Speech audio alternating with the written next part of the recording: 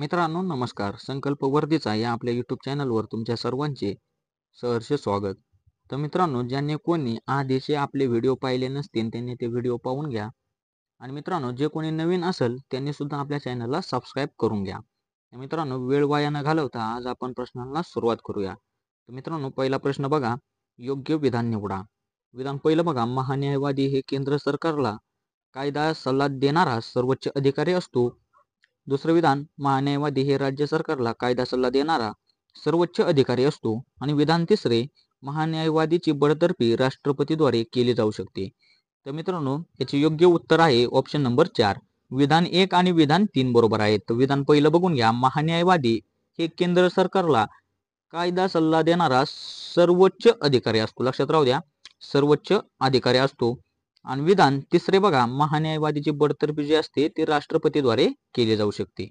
हे विधाने बरोबर आहेत. दुसरा प्रश्न बघा, टिंबटिंब हा देश क्षेत्रफळाच्या दृष्टीने उत्तर अमेरिका खंडातील सर्वात मोठा देश आहे. मित्रांनो, कोणता देश क्षेत्रफळाच्या दृष्टीने उत्तर अमेरिका खंडातील मोठा देश आहे? तो ऑप्शन बघा, जमैका, पनामा, बार्बाडोस आणि कॅनडा. तर मित्रांनो, याचे योग्य उत्तर आहे कॅनडा. लक्षात राहू द्या, ऑप्शन नंबर 4 हा योग्य राहील. कॅनडा हा देश क्षेत्रफळाच्या दृष्टीने उत्तर अमेरिका खंडातील सर्वात मोठा देश आहे. तिसरा प्रश्न बघा, स्त्री पुरुष तुलना या पुस्तकातून स्त्रियांवरील अन्यायाला कोणी वाचा फोडली? स्त्रियावरील अन्यायाशी संबंधित स्त्री पुरुष तुलना हा ग्रंथ आहे. आणि असा पण प्रश्न विचारला जातो, स्त्री पुरुष तुलना हा ग्रंथ कोणी लिहिला? तो ऑप्शन बघा, पंडिता रमाबाई, अनुताई वाघ, आनंदीबाई जोशी आणि ताराबाई शिंदे. तर मित्रांनो, याचे योग्य उत्तर आहे ताराबाई शिंदे. लक्षात राहू द्या, ऑप्शन नंबर 4 हे आपल्या प्रश्नाचे उत्तर राहील. मित्रांनो, चौथा प्रश्न बघा, कटक मंडळास टिंबटिंब असे म्हणतात. तर कटक मंडळाला अजून कोणत्या नावाने ओळखले जाते? तर ऑप्शन बघा, सांस्कृतिक मंडळ, छावणी मंडळ, गणेश मंडळ आणि जिल्हा मंडळ. तर मित्रांनो, कटक मंडळात छावणी मंडळ असे सुद्धा म्हटले जाते. लक्षात राहू द्या, छावणी मंडळ हे आपले उत्तर राहील. पाचवा प्रश्न बघा, मौर्य साम्राज्याचे संस्थापक कोण आहेत? ऑप्शन बघा, धनानंद, सदानंद, चंद्रगुप्त मौर्य. तर मौर्य साम्राज्याची जी स्थापना केली होती ती चंद्रगुप्त मौर्य यांनी केली होती. लक्षात राहू द्या, चंद्रगुप्त मौर्य हे मौर्य साम्राज्याचे संस्थापक आहेत. सहावा प्रश्न बघा, भारताचे पहिले शीख राष्ट्रपती खालीलपैकी कोण आहेत?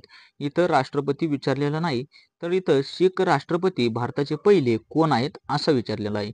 तर मित्रांनो, ऑप्शन बघा, मनमोहन सिंग, प्रतिभा सिंह पाटील, मॉन्टेक सिंग अहलुवालिया आणि ग्यानी झैल सिंग. तर मित्रांनो, भारताचे पहिले शीख राष्ट्रपती जे होते ते ग्यानी झैल सिंग होते. लक्षात राहू द्या, ग्यानी झैल सिंग हे भारताचे पहिले शीख राष्ट्रपती होते. सातवा प्रश्न बघा, बुलढाणा जिल्ह्यात टिंबटिंब हा जलविद्युत प्रकल्प आहे. बुलढाणा जिल्ह्यात कोणता जलविद्युत प्रकल्प आहे? ऑप्शन बघा, जिगाव, कोयना, वैतरणा आणि येलदरी. तर मित्रांनो, बुलढाणा जिल्ह्यात ज्यांनी कोणी फॉर्म भरला असेल त्यांच्यासाठी महत्त्वाचा प्रश्न आहे. तर बुलढाणा जिल्ह्यात जिगाव हा जलविद्युत प्रकल्प आहे. लक्षात राहू द्या, जिगाव हा जलविद्युत प्रकल्प आहे. आठवा प्रश्न बघा, कार्यकाळ सांगा. सर्वोच्च न्यायालयाचे न्यायाधीश यांचा कार्यकाळ किती असतो? तो ऑप्शन बघा, वयाचे बंधन नाही, 60 वर्षापर्यंत, 65 वर्षापर्यंत आणि 50 वर्षापर्यंत. तर मित्रांनो, सर्वोच्च न्यायालयाचे जे न्यायाधीशांचा कार्यकाळ जो असतो तो वयाच्या 65 वर्षापर्यंत असतो. लक्षात राहू द्या, ऑप्शन नंबर 3 आपल्या प्रश्नाचे उत्तर राहील. नववा प्रश्न बघा, घटना समितीची संकल्पना सर्वप्रथम टिंबटिंब यांनी मांडली होती. तर घटना समितीची सर्वप्रथम संकल्पना कोणी मांडली होती? ऑप्शन बघा, HSC. Mukherjee, doctor Rajendra Prasad, doctor Ambedkar, M.N.. Roy. तर मित्रांनो, घटना समितीची संकल्पना एम.एन. रॉय यांनी मांडली होती. लक्षात राहू द्या, ऑप्शन नंबर 4 आपल्या प्रश्नाचे उत्तर राहील. 10वा प्रश्न बघा, टिंबटिंब एप्रिल 1857 ला मंगल पांडेला फाशी देण्यात आली होती.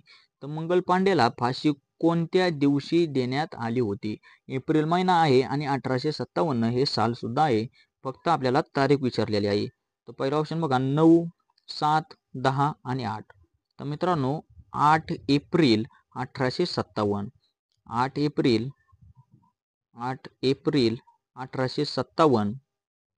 1857 ला मंगल पांडेला फाशी देण्यात आली होती. 11वा प्रश्न बघा, योग्य विधान निवडायचे मित्रांनो. योग्य विधान कोणते आहे ते निवडायचं आहे. विधान पहिलं बघा, चंद्र स्वयंप्रकाशित नाही, चंद्र स्वयंप्रकाशित आहे. यापैकी एक जे असणार आहे ते बरोबर असणार आहे. तर बघा, बरोबरच आपल्याला शोधायचं आहे. ऑप्शन बघा, विधान 1 बरोबर, विधान 2 बरोबर, दोन्ही विधाने बरोबर, दोन्ही विधाने चूक. तर मित्रांनो याचे ऑप्शन आहे विधान 1 बरोबर. तर मित्रांनो विधान 1 काय ते व्यवस्थित पाहून घ्या. चंद्र स्वयंप्रकाशित नाही, हे विधान बरोबर आहे. चंद्र स्वयंप्रकाशित नाही. 12वा प्रश्न बघा, राष्ट्रपती पदाचा कार्यकाळ किती वर्षाचा असतो? राष्ट्रपती पदाचा कार्यकाळ किती वर्षाचा असतो? ऑप्शन बघा, 6 वर्ष, 3 वर्ष, कायमस्वरूपी आणि 5 वर्ष. तर मित्रांनो राष्ट्रपती पदाचा कार्यकाळ जो असतो तो 5 वर्षाचा असतो. लक्षात राहू द्या, 5 वर्षाचा कार्यकाळ असतो. 13वा प्रश्न बघा, ॲस्कॉर्बिक ॲसिड हे टिंबटिंब जीवनसत्वाचे रासायनिक नाव आहे. तर ॲस्कॉर्बिक ॲसिड कोणत्या जीवनसत्वाचे रासायनिक नाव आहे? ऑप्शन बघा, अ, के, क आणि ई. तर मित्रांनो कन्फ्युजिंग पर्याय दिलेले आहेत के आणि क.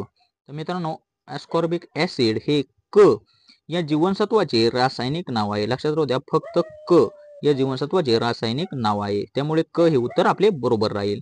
14वा प्रश्न बघा, जय जवान जय किसान हे घोषवाक्य टिंबटिंब यांचे आहे. खूप वेळा रिपीट झालेला प्रश्न व्यवस्थित पाहून घ्या. तर जय जवान जय किसान हा नारा कोणी दिला होता? तर ऑप्शन बघा, लोकमान्य टिळक, आचार्य विनोबा भावे, लाल बहादूर शास्त्री आणि पंडित जवाहरलाल नेहरू. तर जय जवान जय किसान हा नारा लाल बहादूर शास्त्री यांनी दिला होता. त्यामुळे ऑप्शन नंबर 3 आपल्या प्रश्नाचे उत्तर राहील. 15वा प्रश्न बघा, डॉक्टर बाबासाहेब आंबेडकर यांनी केलेली घोषणा पूर्ण करा. तर मित्रांनो बाबासाहेब आंबेडकरांनी घोषणा केली होती ती फक्त तुम्हाला एक शब्द रिकामा आहे तो त्या जागी भरायचा आहे. तर बघा, शिका, टिंबटिंब व्हा आणि संघर्ष करा. तर मित्रांनो डॉक्टर बाबासाहेब आंबेडकरांनी कोणती घोषणा दिली होती? शिका, टिंबटिंब व्हा आणि संघर्ष करा. तो ऑप्शन बघा, कठोर, स्वावलंबी, विजयी आणि संघटित. तर मित्रांनो ऑप्शन नंबर 4 आपल्या प्रश्नाचे उत्तर राहील. लक्षात राहू द्या 4. तर 4 काय आहे ते टाकून बघा, शिका, संघटित व्हा आणि संघर्ष करा. लक्षात राहू द्या, शिका, संघटित व्हा आणि संघर्ष करा. 16वा प्रश्न बघा, जिभेच्या शेंड्यावर कोणत्या चवीची माहिती मिळते? तर जिभेच्या शेंड्यावर कोणत्या चवीची माहिती आपल्याला होते? मित्रांनो ऑप्शन बघा, गोड, कडू, खारट आणि तुरट. तर जिभेच्या शेंड्यावर आपल्याला गोड चवीची माहिती होते. लक्षात राहू द्या, गोड चव आपल्याला जिभेच्या शेंड्यावर कळते. 17वा प्रश्न बघा, गोंदिया जिल्ह्याची ओळख खालील पर्यायातून निवडा. तर मित्रांनो गोंदिया जिल्ह्याची निवड खालील पर्यायातून निवडा. भाताचे कोठार, दोन्हीही पर्याय, एकही नाही आणि तलावांचा जिल्हा. तर मित्रांनो दोन्हीही पर्याय हे आपल्या प्रश्नाचं उत्तर राहील. भाताचे कोठार सुद्धा म्हणतात, विदर्भात भाताची लागवड सुद्धा केली जाते आणि तलावांचा जिल्हा हा गोंदियाला म्हटले जाते.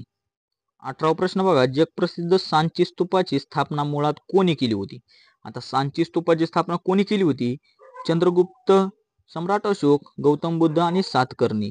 तर जगप्रसिद्ध सांची स्तूपाची मुळात स्थापना जी होती ती सम्राट अशोकांनी केली होती. लक्षात राहू द्या, ऑप्शन नंबर 2 आपल्या प्रश्नाचे उत्तर राहील. सम्राट अशोकांनी सांची स्तूपाची स्थापना केली होती. 19वा प्रश्न बघा, सर्वाधिक लोकसंख्येचा खंड कोणता? सर्वाधिक लोकसंख्येचा खंड तुम्हाला विचारलेला आहे. तो ऑप्शन बघा, आफ्रिका खंड, उत्तर अमेरिका खंड, युरोप खंड आणि आशिया खंड. मित्रांनो देश विचारतात, काही ठिकाणी भारतातील राज्यांचा सुद्धा प्रथम क्रमांक लागतो लोकसंख्येनुसार, क्षेत्रफळानुसार असे विचारले जाते. पण आता प्रश्न बघा कसा आहे, सर्वाधिक लोकसंख्येचा खंड हे पण तुम्हाला सांगता आले पाहिजे. तर लोकसंख्येचा खंड जो आहे तो आशिया खंड आहे. लक्षात राहू द्या, आशिया खंडात सर्वाधिक लोकसंख्या आहे. त्यामुळे ऑप्शन नंबर 4 आपल्या प्रश्नाचे उत्तर राहील. मित्रांनो आता लोकसंख्येच्या बाबतीत देशाचा क्रमांक विचारला पहिला, तर आता भारत आहे. भारत चीनला मागे टाकून लोकसंख्येत पहिला क्रमांक मिळवलेला आहे. 20वा प्रश्न बघा, महाराष्ट्राचे मँचेस्टर असे टिंबटिंबला म्हटले जाते. हा प्रश्न कित्येक वेळा रिपीट झालेला आहे आणि योग्य ठिकाणी तुम्ही व्यवस्थित त्याचे उत्तर द्या. तर महाराष्ट्राचे मँचेस्टर असे कोणत्या ठिकाणाला म्हटले जाते? ऑप्शन बघा, मुंबई, इचलकरंजी, औरंगाबाद आणि पुणे. अजूनही काही काही मुले तर्क लावायला चुकतात. तर महाराष्ट्राचे मँचेस्टर हे आपल्याला लक्षातच राहिले पाहिजे. महाराष्ट्राचे मँचेस्टर आहे इचलकरंजी. लक्षात राहू द्या, इचलकरंजी महाराष्ट्राचे मँचेस्टर आहे. तर मित्रांनो हे होते 20 प्रश्न. कसे वाटले ते कमेंटद्वारे कळवा आणि जे नवीन असेल त्यांनी चॅनलला सबस्क्राईब करा. तर भेटूया अशाच उद्याच्या व्हिडिओमध्ये. तोपर्यंत धन्यवाद.